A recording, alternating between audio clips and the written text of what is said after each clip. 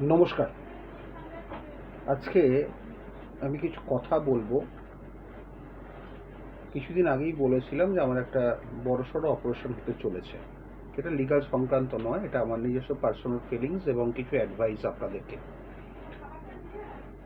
আমার যে প্রবলেমটা হলো এটা হচ্ছে piles, fissure, fistula and abscess. এই 4টে জিনিসই একসঙ্গে হয়েছিল এবং প্রচণ্ড বাড়াবাড়ি পর্যায়ে চলে গেছিল।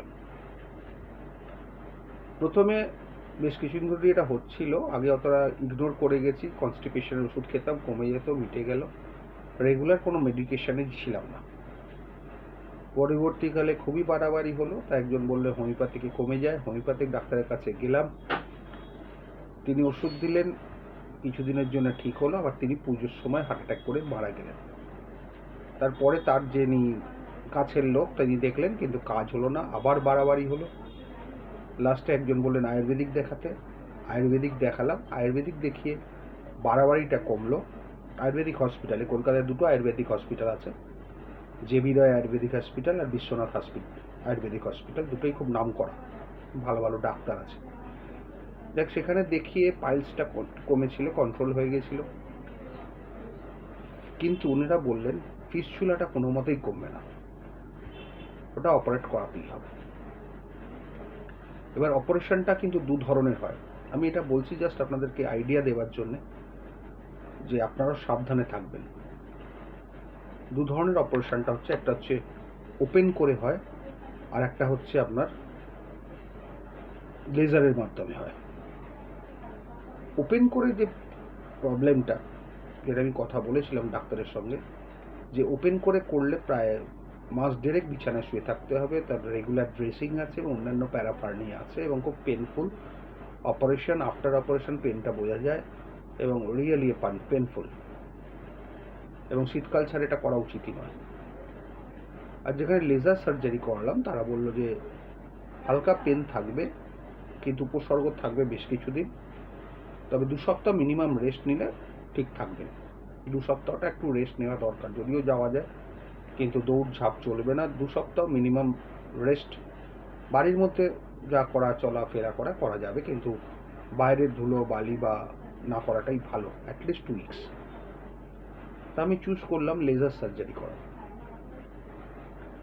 লেজার সার্জারি করানো হলো। সেখানে ডাক্তারবাবু যখন সার্জারি করছেন তার আগে উনি বলেছিলেন যে ফিসারের যে জটটা সেটা কিন্তু অনেকটা জটিল, অনেকটা ভেতরে ঢুকে আছে এবং বিভিন্ন শাখা প্রশাখা হয়ে গেছে, এবং এটা কিন্তু এমনই জিনিস যে আবার ফিরে আসতে পারে। পাইলস ফিসারটা কিন্তু ফিরে আসার চান্স নেই, কিন্তু এটা ফিস্চুলা হলে ফিরে আসার চান্স আছে 10 থেকে 20%। যাই হোক, সাহস করে অপারেশনটা করালাম এবং অপারেশনের গুণেও ঠিক আছে, তবে এখন মিনিমাম 2 উইকস রেস্ট বলেই দিয়েছেন ডাক্তার। আমি ওই রিস্ক নিতে চাই না, কারণ রিস্ক নিতে গেলে আবার একটা বাড়াবাড়ি হতে পারে। ওই জন্য না রিস্ক নেই, বাড়ি থেকেই যেটা অপারেট করার অবশ্যই করব, যেগুলো অনলাইন করার করব, বা যা করা যায় বাড়ি থেকে করা যায়, মতো হলে করব। এবার আপনাদেরকে কেন এতগুলো কথা বললাম, কেউ যদি এই অপারেশনটা অ্যাভয়েড করাতে চান তাহলে প্রথম থেকেই আপনাদের বলে রাখি, আপনারা কিন্তু চেষ্টা করবেন যাতে কনস্টিপেশন না হয়। কনস্টিপেশন হচ্ছে সমস্ত রোগের মূল, এবং সময় মতো যদি যত্ন না নেওয়া যায়, পাইলস ফিসার ফিস্চুলা তো আছেই, তার থেকেও বড় জিনিস এখন এই রোগগুলো কিন্তু ক্যান্সারের দিকে টার্ন নিয়ে নিচ্ছে, যদি না ঠিক সময় অপারেশন করানো যায়। এবং এই অপারেশনটা করানোটা খুব দরকার, কারণ বেশি বাড়াবাড়ি হলে নয় রেকটাম ক্যান্সার নয় কোলন ক্যান্সারে রূপান্তরিত হয়ে যাচ্ছে।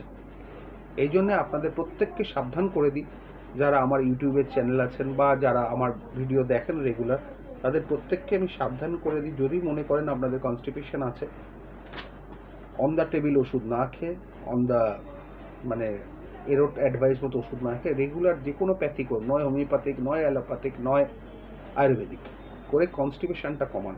মানে একবার এই রোগ ধরে গেলে আলটিমেট কিন্তু অপারেশন। যে যাই মুখে বলুক যে বিনা অস্ত্রোপচারে হয়ে যাবে, এ হয়ে যাবে, চাঁচিতে হয়ে যাবে, ওই ফাঁদে পা দেবেন না, হবে না। কারণ আমি প্রায় 7-8 মাস ধরে ট্রিটমেন্ট করিয়েছি বিভিন্ন দিক দিয়ে, হয়নি। আয়ুর্বেদিক ডাক্তার খুব অনেস্ট, ওনারা বলেই দিলেন দেখুন ফিশারের ট্রিটমেন্ট ফিস্চুলা হবে না, অপারেশন ছাড়া হবে না। আর ওনাদের যে অপারেশনের সিস্টেম খাটসূত্র, তার জন্যে আমার যে বাড়াবাড়িটা হয়েছিল, মারাত্মক বাড়াবাড়ি হয়ে গেছে, ভেতরে অনেকটা জ্বর নিয়ে নিয়েছে এবং 9 o'clock মতো ঘুরেও গেছে। যাই হোক, সেটা খুব মেজর অপারেশন ছিল। এবং আমার গাফলিতি বলতে কি বলুন তো, আমি না এতটা কেয়ার করিনি বা ভাবিও নি যে এটা এরকম হতে পারে, সব আইডিয়া ছিল না।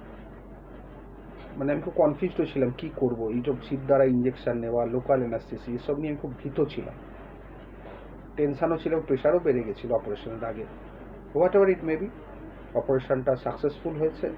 তা ফিশারের যে ফিস্চুলার যে প্রবলেমটা, সেটা আসতে পারে, তো দেখা যাবে, যখন যা হবে দেখা যাবে।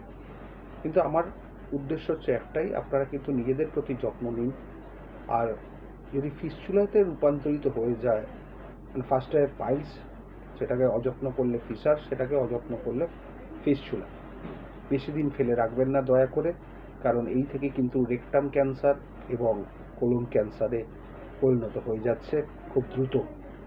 সুতরাং যদি সুস্থ শরীর চান, সুস্থভাবে বাঁচতে চান, তাহলে কিন্তু যত্নবান হন নিজের প্রতি, নিজের পরিবারের প্রতি।